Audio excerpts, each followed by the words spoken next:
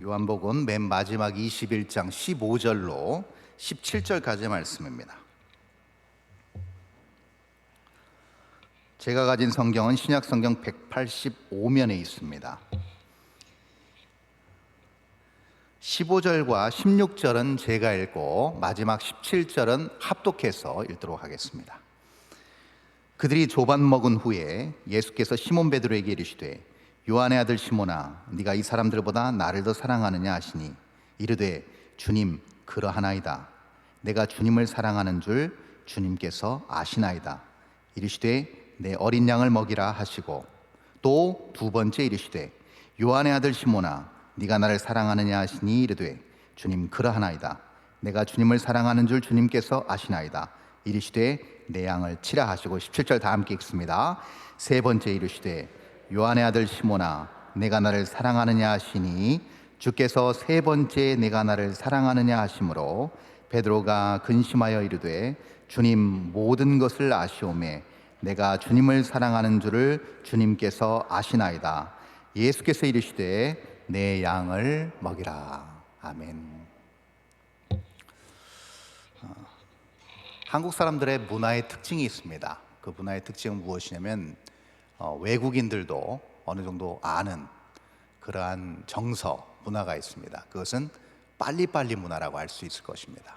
그래서 한국 사람들이 많이 가는 관광지에서도 종종 현지인들이 빨리빨리, 어설픈 빨리빨리란 말로 많은 관광객들에게 웃음을 선사하는 그런 장면들을 많이 보셨을 겁니다. 그만큼 우리 민족에게 있어서 빨리빨리라는 정서는 굉장히 익숙한 정서이고 동시에 이것이 결국은 신속함과 정확성으로 우리 모든 한국 민족이 비약적인 발전을 이루어온 어떤 근간이 되지 않았나 싶습니다. 이것이 굉장히 우리에게 있어서는 나쁜 것만이 아닌, 부정적인 것만이 아닌 우리의 현재 우리가 누리고 있는 많은 것들의 토대를 이루는 소중한 어떤 근면 성실한 그런 어떤 부분과도 맞닿아 있는 중요한 정서라고 할 수 있을 것입니다. 근데 반면 이러한 중요한 정서, 그리고 우리가 지금 누리고 있는 이 모든 것들의 토대를 놓은 이런 기반이 되는 이런 어떤 우리의 빨리빨리가 외국에서는 어떻게 여겨질까? 여러분, 제가 살던 곳 남미 브라질에서는요, 이것과는 전혀 다른 정서를 가지고 있습니다. 마치 24시간이 거기는 약 30시간 정도로 흘러가는 것 같은 그런 느낌이 드는데요, 이 사람들의 정서는 빨리빨리라는 정서가 아니고요, 현지말 포르투갈어로 이렇게 얘기합니다. mais ou menos라는 표현을 씁니다. 이게 한국의 빨리빨리 정서와 비슷하지만 전혀 다른 정서입니다. 그러면서 이렇게 표현합니다. 이런 거 보셨을 겁니다. 이런 제스처를 씁니다. mais ou menos. 이게 무슨 말인가? 마이스는 영어로 플러스란 뜻입니다. 메노스는 마이너스란 뜻입니다.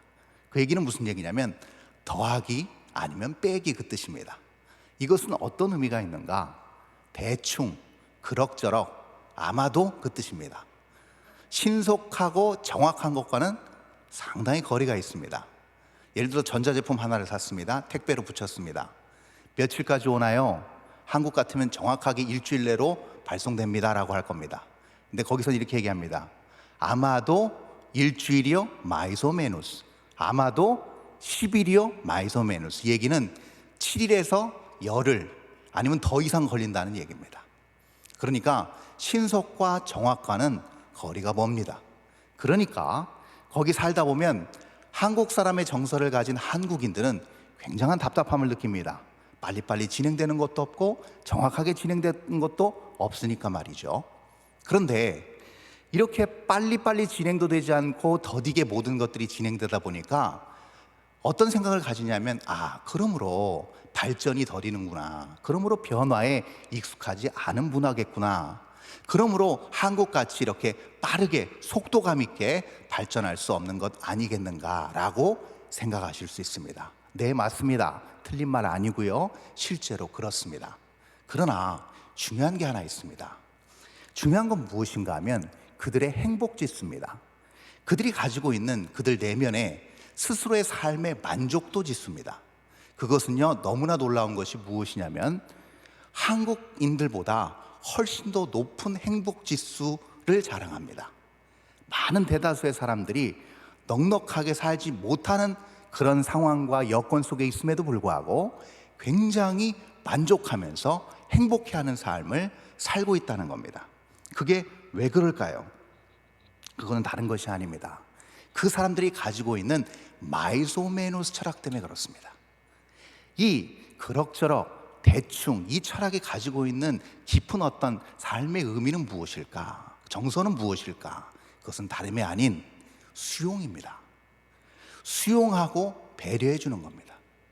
왜 빨리빨리 안 가져와요? 왜 빨리빨리 못해요? 왜 그렇게밖에 못해요? 라는 지적이 아닌 그럴 수도 있지라는 배려와 허용입니다. 수용이라는 것이죠. 그래서 여러분 이것이 어떤 수치로 대변되는 게 무엇이냐면요, 전 세계적으로요, 백인 인구가 세 번째로 많은 나라가 브라질입니다. 백인 인구만 1억 명이 삽니다. 그 수치는 무엇을 얘기하는가? 제1위인 미국, 제2위인 러시아 다음으로 백인 인구가 가장 많다는 얘기입니다. 그 수치만 봐도 백호주의를 지향할 만한 나라입니다. 충분히 인종차별을 할 수 있는 1억 명의 인구입니다.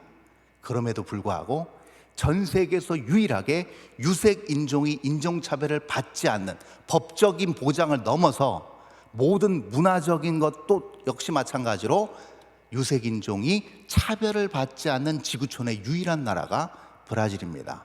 왜 그럴까요? 그 정서의 저변에 깔려있는 생각은 무엇인가? 바로 수용과 허용과 배려와 기다림이라는 겁니다. 이것이 결국은 다 함께 모여 살 수 있는 화합의 그리고 조화로운 나름의 삶을 잘 구축해 놓는 중요한 삶의 철학으로 자리 잡았다는 것을 우리는 볼 수가 있는 겁니다. 여러분, 그러므로 행복이라고 얘기했을 때, 사람이 행복을 느낀다고 했을 때 그 행복은요, 내가 무엇인가를 많이 물질적으로, 경제적으로, 어떤 많은 사람들의 어떤 칭송과 칭찬으로만 이루어지는 것은 아닌 것 같습니다. 행복은 결국 그럼 무엇인가? 다른 것이 아닙니다. 내 마음 깊은 곳에서 내 내면의 세계 안에 많은 사람들이 수용될 때 행복을 느낍니다. 그렇지 않겠습니까, 여러분? 내가 많은 사람을 허용해 줄 수 있는 아량이 있고, 또 나를 다른 사람들이 덮어줄 수 있고, 기다려줄 수 있고, 허용해 줄 수 있고, 수용해 줄 수 있는 이런 관계가 많이 있다고 한다면 그것만큼 행복한 일이 어디 있겠습니까? 비록 열악한 환경 가운데 산다 할지라도, 비록 내세울 것 없는 삶의 처지라 할지라도 그 자체로 충분히 행복할 수 있을 것입니다. 깊은 어둠을 깨고 이제 여명이 밝아오는 새벽녘의 갈릴리 바닷가에서 예수님은 당신의 사랑하는 애제자 베드로를 부르십니다. 다시 부르시면서 베드로에게 세 번의 동일한 질문을 던지십니다. 그 질문 우리가 잘 알고 있습니다. 뭐죠?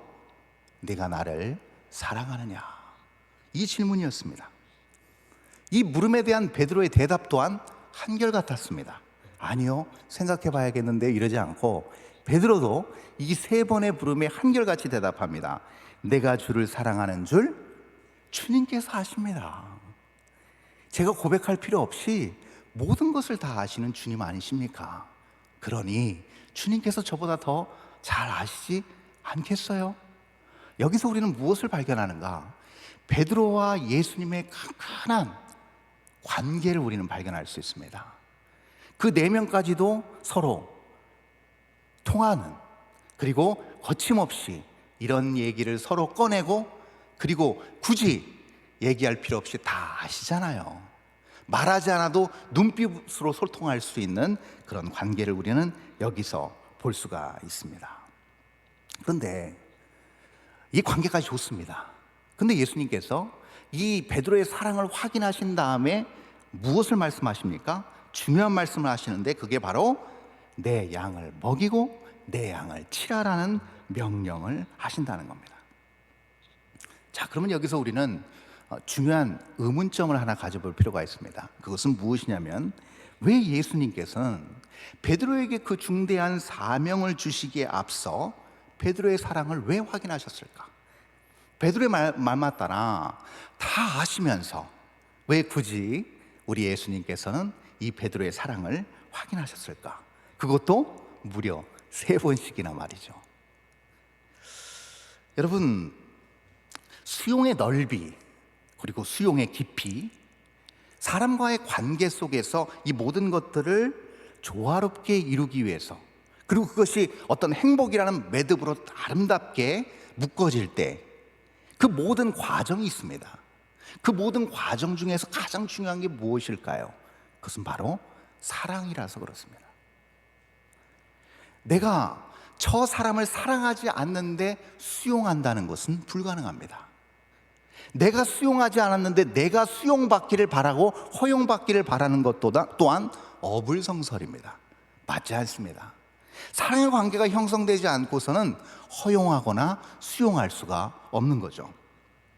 그래서 이 수용하는 데 있어서, 상대방을 수용하고 온전한 관계의 끈을 유지하는 데 있어서 가장 중요한 핵심적인 요소는 바로 사랑이라고 할 수 있을 것입니다.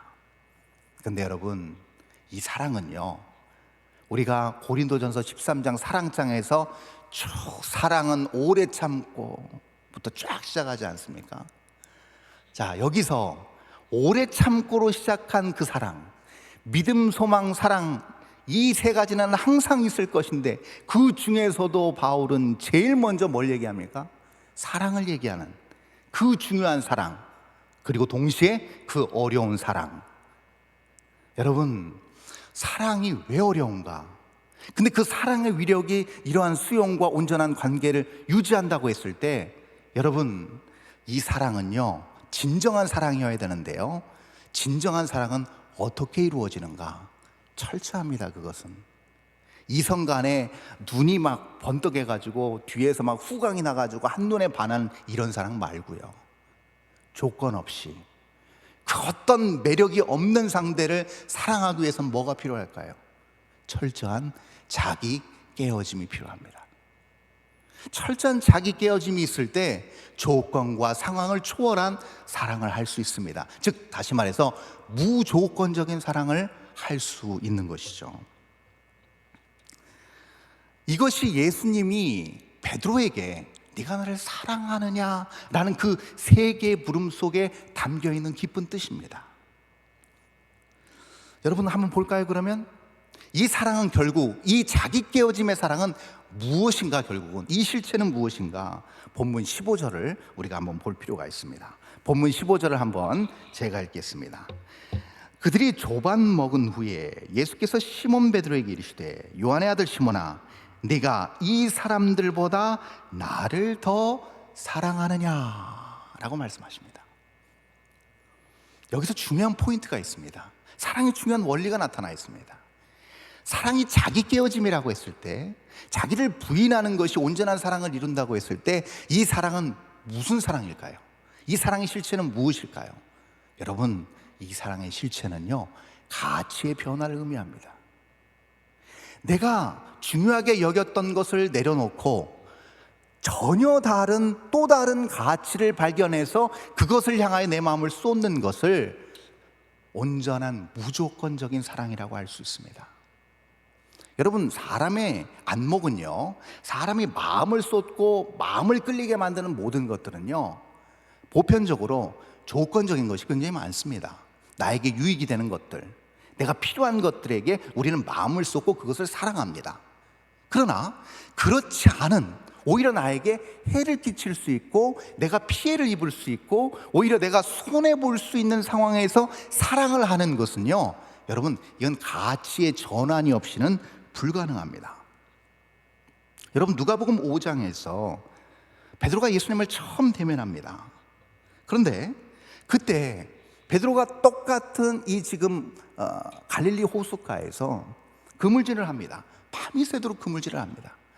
근데 예수님께서 깊은 곳에 가서 그물을 던져라 했더니 베드로가 말씀에 의지하여 그물을 내리리이다 하고 내렸습니다. 그랬더니 성경이 이렇게 기록합니다.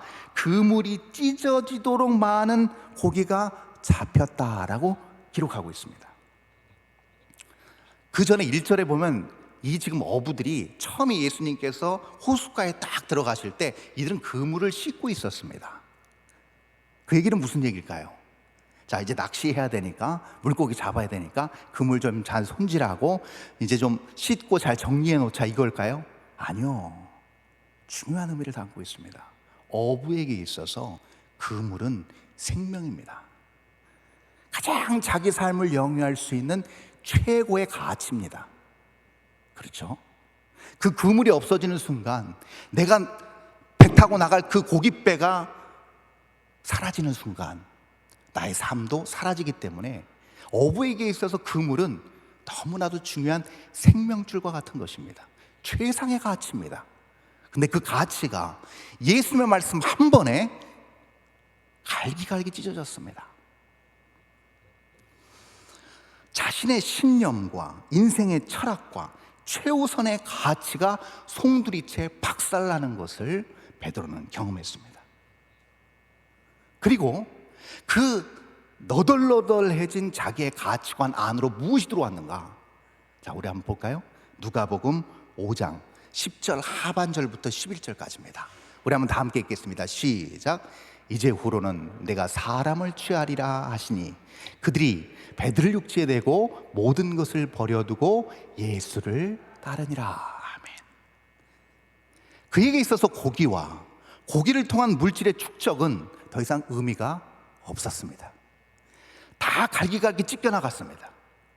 그 인생의 목표와 삶의 이유는 다 사라지고 이제 그 안에 무엇이 자리 잡았는가?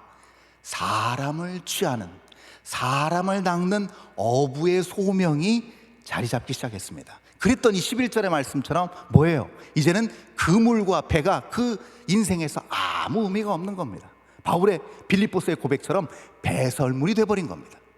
한낱 쓰레기에 지나지 않는 존재로 전락해버린 겁니다.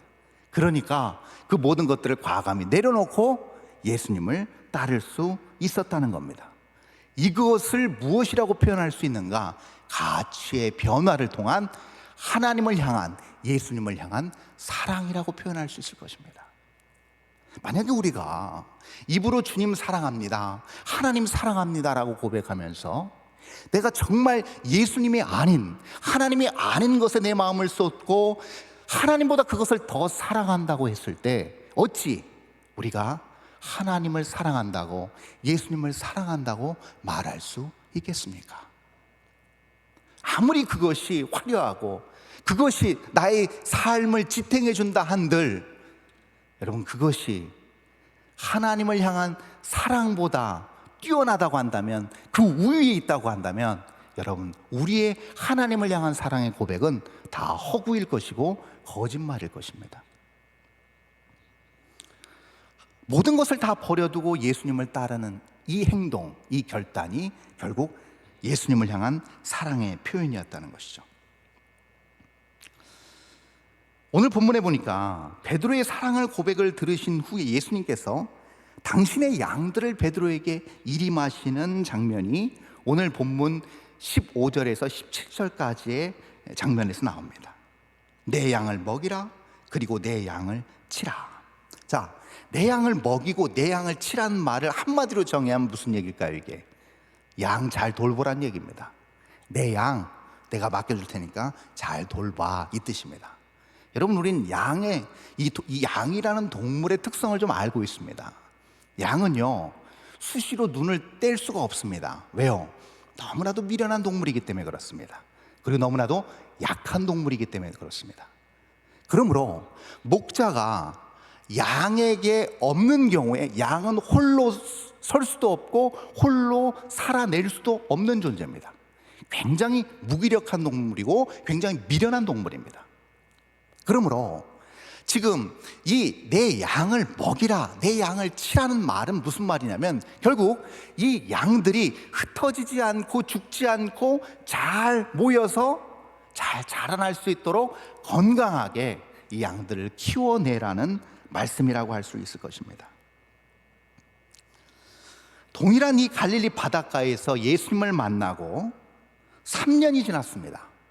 3년이 지났는데 여전히 베드로는 지금 뭐하고 있습니까? 소명을 받았음에도 불구하고 지금 동일하게 그물질하고 있습니다. 물고기를 잡고 있습니다. 21장 11절에서 그런데 조금 다른 현상, 다른 결과가 나타납니다. 그물을 잡아 올렸는데, 자, 21장 11절 한번 볼까요? 결과를 한번 보겠습니다. 이렇게 나타나 있습니다. 시몬 베드로가 올라가서 그물을 육지에 끌어올리니 가득히 찬 큰 물고기가 153마리라 이같이 많으나 그물이 찢어지지 아니하였더라. 자, 보십시오. 153마리, 153마리라고 정확하게 요한은 기록합니다. 그런데 어떤 주석은 이렇게 얘기합니다. 정확하게 그물이 찢어지지 않을 만큼의 153마리를 예수님께서 그 그물에 넣어두셨기 때문에 그물이 찢어지지 않았다고. 근데 여러분, 그 주석가가 11절을 제대로 안 본 것 같습니다. 자, 보십시오. 맥락을. 고기가 153마리라 이같이 많으나 그물이 찢어지지 않았다는 얘기는 무슨 얘기일까요? 그물 찢어진다는 거예요? 안 찢어진다는 거예요? 153마리 들어가면 그물은 찢어진다는 얘기입니다. 그런데 그물이 안 찢어졌습니다. 왜 그랬을까요? 그물이 안 찢어진 이유가 무엇일까요? 여러분, 이 지금 그물에 담긴 물고기는 누가 쓰시기 위함이었습니까? 우리 예수님이 제자들을 먹이기 위하여서 쓰시기 위할 중요한 음식이었습니다. 그러므로 단 하나의 물고기도 빠져나가서는 안 됩니다. 단 한 마리의 물고기도 놓쳐서는 안 되는 겁니다. 찢어지면 큰일 납니다. 다 받아내야 됩니다. 그리고 예수님의 양들인 제자들은 이걸로 먹어야 됩니다. 건강을 유지해야 됩니다. 흩어지지 않아야 됩니다. 예수님의 사명을 이루어내야만 됩니다. 이것이 중요한, 이 지금 그물이 찢어지지 않는 중요한 영적 원리 안에 담긴 내용입니다. 그물이 찢어졌다는 것은 내 자아가 하나님 앞에서 내 옛 자아와 내 구습이 다 찢겨져 나가는 겁니다. 그러나 이제 내 양을 먹여야 된다는 이 준엄한 명령 앞에, 이 준엄한 사명 앞에 맡겨진 주님의 영혼들을 온전히 보살피고 그들을 온전히 세워야 되는 이 사명 앞에서는 어떻게 해야 되는가? 단 한 마리도 놓칠 수 없습니다. 끝까지 산을 넘고 물을 건너서 그 한 마리까지 찾아서 어깨에 이고 짊어지고 와야 되는 겁니다. 이것을 우리 주님께서 말씀하고 계신 겁니다. 그래서 그물은 찢어지지 않은 겁니다. 내 자아가 찢어졌다는 것, 내 옛 가치가 다 너덜너덜 찢어졌다는 것은 무슨 얘기일까요? 내 안에 새로운 가치체계가 자리 잡았다는 겁니다. 근데 그 가치체계는요, 어떻게 사랑으로 구현되는가? 가치의 공유로 구현됩니다. 자, 어려운 말 같으니까 제가 설명을 드릴게요. 여러분, 부도를 맞았습니다. 어디 가서 동구할 데가 없습니다. 근데 친한 친구가 이렇게 얘기합니다. 야, 걱정하지 마. 내가 돈 줄게. 그걸로 다시 해봐. 근데 그 친구의 사정을 뻔히 압니다. 넉넉한 친구 아닙니다. 근데 그 친구가 그냥 큰 말 하지 않고 거금을 줍니다, 친구한테. 자, 소중한 거금을 공유했다는 것은 한마디의 위로의 말, 격려의 말보다 크나큰 파급 효과가 있습니다. 이게 가치의 공유입니다. 힘든 일을 당하고 억울한 일을 당해서 우는 동료 권사님, 집사님이 있었습니다. 굉장히 바쁘고 분주한 그런 삶의 현장이었습니다. 그럼에도 불구하고 그 시간을 아까워하지 않고 그분들과 함께 울어주고 그분들과 함께 합니다. 금쪽 같은 시간을 그들과 함께 공유합니다. 한마디의 위로의 말보다 이 파급 효과는 훨씬 더 큰 사랑으로 기억될 것입니다. 가치를 공유한다는 것이 이런 의미입니다. 마찬가지로 내 안에 내 죄된 본성이 찢겨져 나가고 내 안에 진정한 복음의 가치, 참된 보배로운 영적 가치가 자리 잡고 이것이 공유될 때 어떤 현상이 일어날까요? 그 사람이 속한 모든 공동체는요, 절대 그물이 찢겨져 나가지 않습니다. 분열과 갈등으로 찢겨져 나가고 이별하고 싸우고 떨어져 나가는 일이 없습니다. 사랑으로 공유되었기 때문에, 소중한 가치가 서로서로 유익하게 공유되었기 때문에 사랑의 끈으로 가득 묶이게 됩니다. 견실하게 묶이게 됩니다. 자, 그럼 이 공식과 이 원리를 그대로 우리 삶 가운데 적용해 보면 이렇습니다.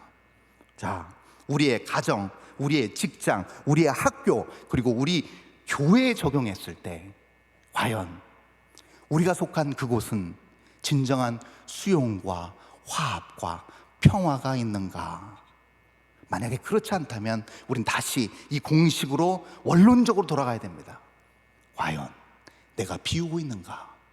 내가 주님 앞에서 깨어지고 이 사랑을 온전히 공유하고 있는가? 끝까지 포기하지 않고 이 사랑의 방법으로만 그들을 온전히 하나로 묶어내기 위하여 고군분투하고 있는가? 이거를 자문해야 된다는 겁니다. 만약에 내가 그렇게 하지 않았는데도 내 가정과 학교와 직장과 교회가 화합하고 평온하고 서로서로 아껴주는 사랑의 공동체라고 한다면, 여러분, 누군가는 보이지 않지만 그 일을 감당하고 있다는 얘기입니다. 고통스럽지만 그 십자가를 지고 있는 겁니다. 그렇다면 내가 그렇게 하지 않았음에도 불구하고 공동체가 그렇게 유지된다고 한다면 우리는 그 사랑의 빚을 지고 있는 겁니다. 이 사실을 우리는 알아야 됩니다. 십수년 전에 청년 사역을 할 때 이런 시즌처럼 동계 수련을 했습니다. 2박 3일 동안 하나님 많은 은혜를 주셔서 아주 복되고 뜻깊은 그런 수련회를 했습니다. 수련회에 참석한 인원이 그렇게 많지 않았기 때문에 참석한 청년 한 사람 한 사람이 수련회 끝나고 나서 소감과 받은 은혜를 나눴어요. 모두와 함께. 근데 그때 잊을 수 없는 한 남자 청년의 소감과 간증을 잊을 수가 없습니다. 십수년이 흘렀지만 이 청년이 이렇게 얘기했습니다. 우리가 받은 은혜가 너무 큽니다. 너무 감사합니다. 그러나 이 받은 은혜를 양철 냄비 같이 금방 끓었다가 금방 식게 놔두면 안 될 것입니다. 그래서 다 함께 바라기는, 다 함께 기도하기는 뚝배기 같이 오랫동안 이 받은 은혜의 열이 지속되기를 바랍니다. 막 다들 막 아멘하고 박수치고 그랬어요. 제가 봐도 참 멋진 비유이자 멋진 통찰이 아닐 수 없었습니다. 이제 모든 간증과 그런 발표를 다 끝내고 제가 이제 나와서 총평을 했습니다. 그때 제가 이런 얘기를 했습니다. 이 권면이 십수년 전에 그 청년들, 20여 명 모인 그 청년들에게 한 권면이었지만 오늘 이 자리에 금요기도에 참석하신 저와 여러분에게도 큰 권면과 도전이 아닐까 싶어서 소개합니다. 이렇게 마무리했습니다. 뜨겁게 달궈진 뚝배기도 시간이 지나면 차디차게 식어지기 마련입니다. 그러므로 우리 스스로를 절대 꺼지지 않는 강한 성령의 불이 활활 타오르도록 작은 불쏘시개로 태워 드리십시다. 이 결단과 도전을 했습니다. 뒤이어서 또 다른 권면과 도전을 했습니다. 아무리 맛있는 음식이 뚝배기에 담겨 있어도 그 뚝배기 안에 담겨 있는 그 음식은 시간이 지나면 그 맛은 변질되기 마련입니다.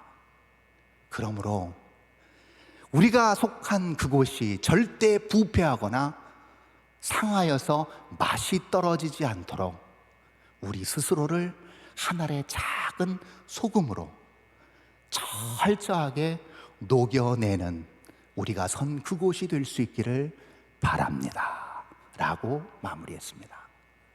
오늘 우리가 받은 이 권면과 이 도전이 우리 마음 깊은 곳에서 견고하게 자리 잡아 우리의 남은 인생을 그렇게 아름다운 하나님의 놀라운 사랑을 공유하는 그 중심의 자리에 있을 수 있도록 이끌 수 있는 영적인 아름다운 원동력이 될 수 있기를 바랍니다. 기도하겠습니다. 존귀하신 아버지, 은혜를 감사합니다.